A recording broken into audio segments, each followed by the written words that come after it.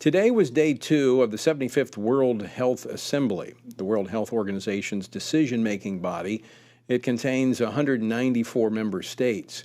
And we've been discussing the last couple of weeks. Among the agenda items for this event is an initiative for a new worldwide treaty on responding to pandemics.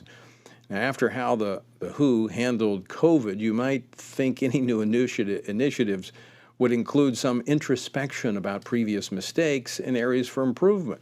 But no. The current talks would grant even more power to the WHO. And not only are there treaty discussions, but there's also rules and regulations, new guidelines for how to deal with the next pandemic. And as we heard at the top of the program, they want more money. Well, joining me now to discuss this and everything else related to what is happening in Geneva, Switzerland, is Michael Alexander.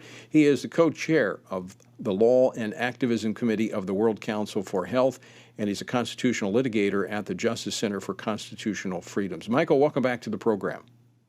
Great to be here, Tony. So this is day 2. It goes through Saturday of this week. What can you tell us about what has taken place so far? Well, the most interesting things that happened did not happen at the assembly itself. It happened in the UK at the end of last week. A first-year law student in the UK had the same kind of problems that we have with these new international health regulations that the United States has brought forward to the WHO, which would give the Director General tremendous power to declare a pandemic over and against the wishes of a country where the pandemic supposedly exists. So this first-year law student asked the courts to review these amendments, and the court rejected him summarily. So he appealed, and then he got a letter from the government that said 12 of the 13 international health regulation amendments have been taken off the table and will not be addressed at this assembly, at least at this time. That is the information. So the opposition that has been generated through programs like yours and by efforts made by the World Council for Health and by others have had an effect. And so really, we're all quite shocked about this. So Michael, some of these amendments to these regulations were being put forward by the Biden administration. So did the Biden administration agree to withdraw these?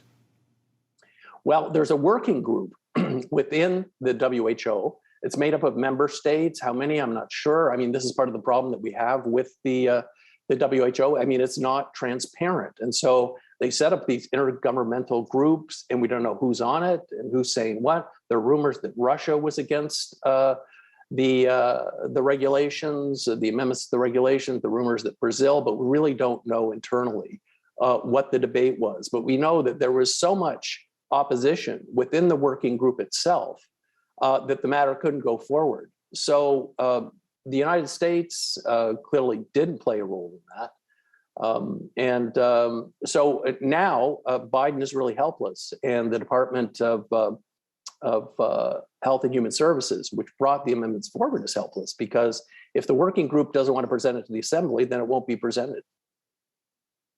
So do we know what is being presented? Well, this is where we have to be careful about this situation, because I've been looking into the WHO Constitution and been taking a second look at the amendments this afternoon. And there's no definition of approval or adoption. And so we have no idea whether the plan was to have an open vote, like a vote on the floor where everything is transparent and clear, or whether if these were adopted, whether it would occur in a more casual way or by means of computer, or we just don't know.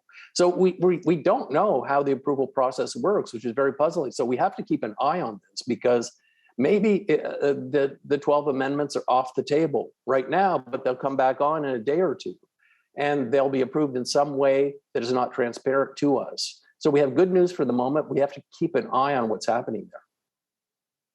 So we won't really know until this wraps up on Saturday as to whether or not these truly are off the table, or if they've come back in a different form as they meet there in Geneva. Yes, and it's because of the overall, I mean, as with these kinds of organizations, you have a tremendous amount of verbiage rules, regulations, constitutions, and so on. But then, the rubber's got to hit the road. You got to figure out, how does this organization really work? And so it then becomes difficult to figure out the process. And so the only thing we can do right now is remain vigilant and hope that the amendments don't somehow come back to the floor through the back door.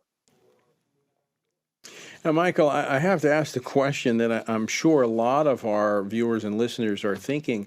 Now, this is the same organization that parroted the narrative from the Chinese Communist Party throughout the COVID pandemic. That, first off, oh no, it's not human to human transmission, and they sat on it for so long, and they failed really at every turn. Even so much so that the previous administration withdrew the United States from the World Health Organization. Why would anyone rationally thinking seek to give them more power and more money? It's a great question, because this is a captured organization. It takes billions of dollars from Big Pharma, from the Gates Foundation.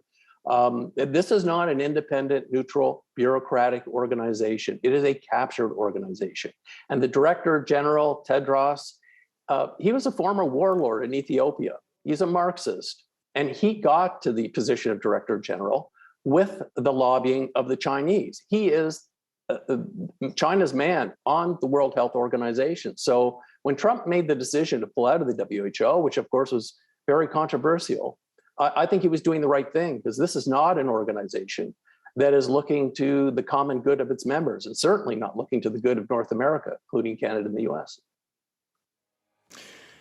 Well, Michael, it's puzzling why we would want to give them more power, cede power to them over what we do here in the United States and in Canada. Michael, up against a break, thank you for coming on. I'm sure we'll be checking in with you throughout the week to see what is the outcome of this gathering in Geneva, Switzerland. Good to talk with you. Thanks, Tony.